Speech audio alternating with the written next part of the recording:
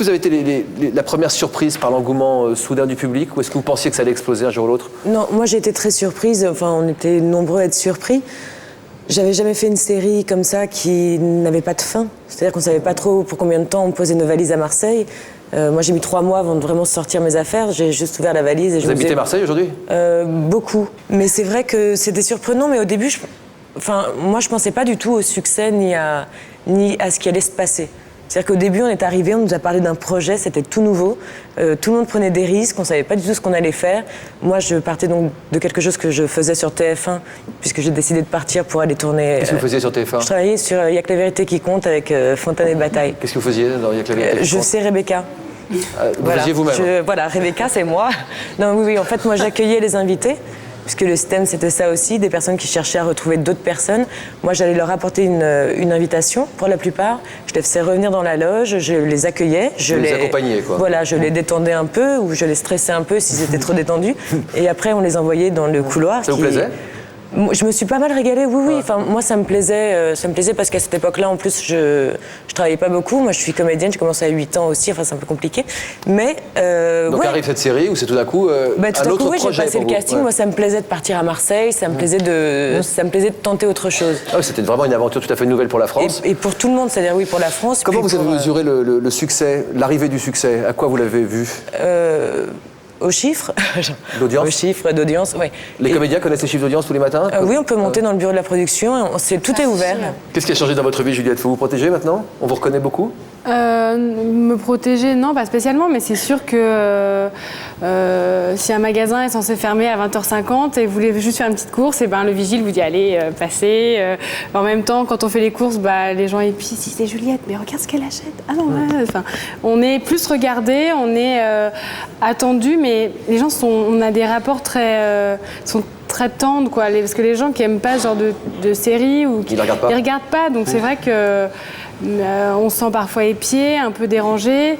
Tout à l'heure, Morandini disait que parfois les jeunes étaient un peu arrogants face au succès, etc. Mais c'est vrai que parfois on me donne une importance qu'on trouve démesurée. Donc les gens se rendent pas compte qu'on peut être aussi gêné qu'eux, quoi. Une petite fille qui pleure à la sortie de l'école parce que tu passes devant et que t'es comme ça, quoi. C'est pas que tu veux pas lui dire bonjour, c'est que tu souris et tu t'en vas parce que c'est... Tu sais pas quoi lui dire? Et puis on n'est pas préparé à ça, quoi.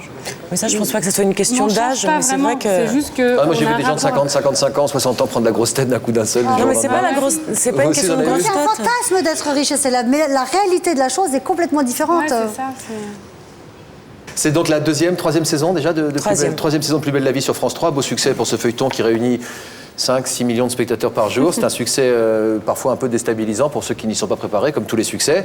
Nous sommes venus vous rendre visite donc à Marseille, sur les plateaux. Ça va être une découverte pour beaucoup, dans les coulisses du tournage, cette série qui plaît tant. L'occasion aussi de faire le point sur ce phénomène grandissant des séries de télé et de celles et ceux qui incarnent les rôles principaux. C'est un reportage d'Anne-Céline Létry et de Karim Chaouch.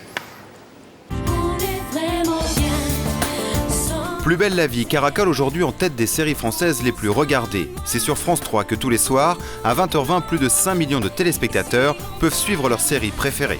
Rebecca Hampton et Juliette Chen sont deux des comédiennes récurrentes du feuilleton. Dans Plus belle la vie, Rebecca se glisse dans la peau de Céline Frémont et Juliette, elle, joue sa petite sœur.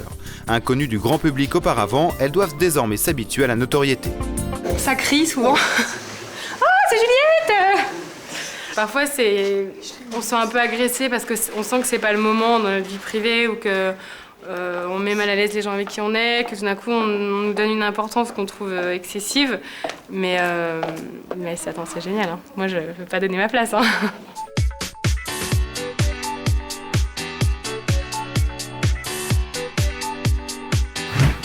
Moi, je suis Rebecca et j'ai du mal à imaginer que ma vie privée puisse intéresser les gens. Le boulot, je comprends complètement. Enfin, le côté Céline Frémont, oui. Maintenant, le côté Rebecca Hampton, ce que je mange au petit déjeuner et ce que je fais dans la journée, c'est un truc qui m'étonne. Donc, c'est pas le meilleur côté, on va dire, du métier. Oui. Rebecca ? Ouais. On y va ? C'est bon. 5 épisodes de Plus belle la vie sont tournés par semaine. La cadence des tournages est intense, les acteurs font en moyenne 3 prises par scène. Pour être prêt, il faut donc répéter et répéter. Allez. Un peu de romantisme, je vous dis, moi. Un peu de romantisme, je vous dis, moi, aucune femme au monde n'y résiste, malgré ce qu'elle dit. Quoi qu'elle en dise. Quoi qu'elle en dise.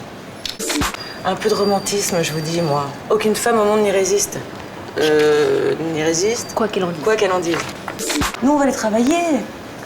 Et on est mal, parce que moi, je connais pas bien mon texte. Mais non. Je connais tous les jours, aujourd'hui, je connais pas.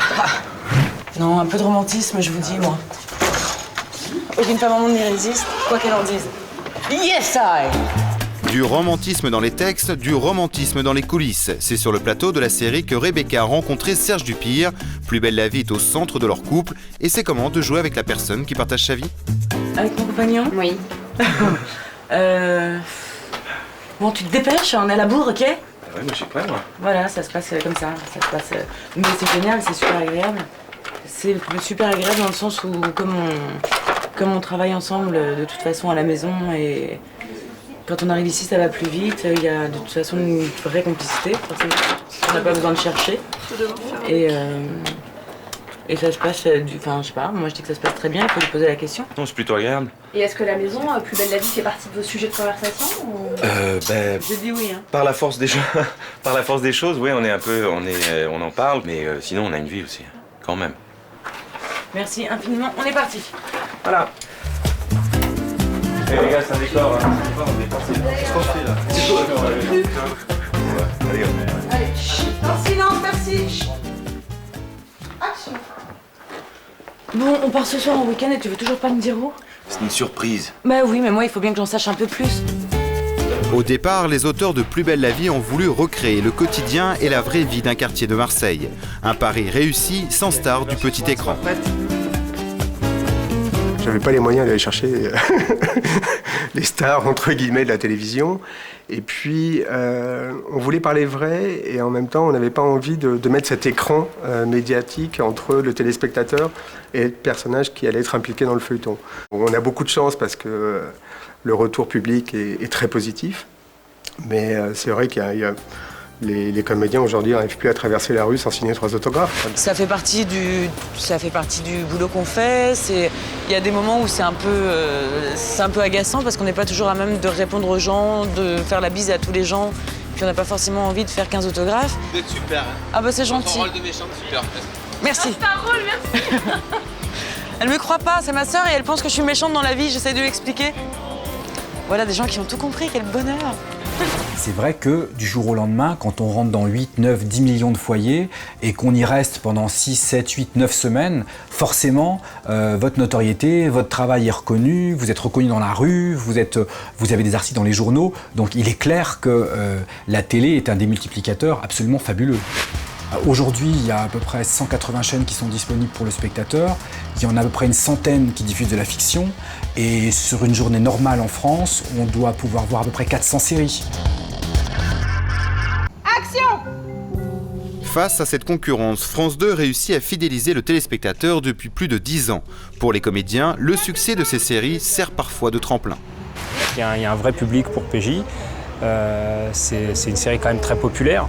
Donc forcément, oui, il y a un impact. Je pense qu'on peut faire une grande carrière en étant acteur de série et on peut faire une grande carrière d'acteur de série. Donc est-ce que je pense que la série peut m'enfermer dans quelque chose?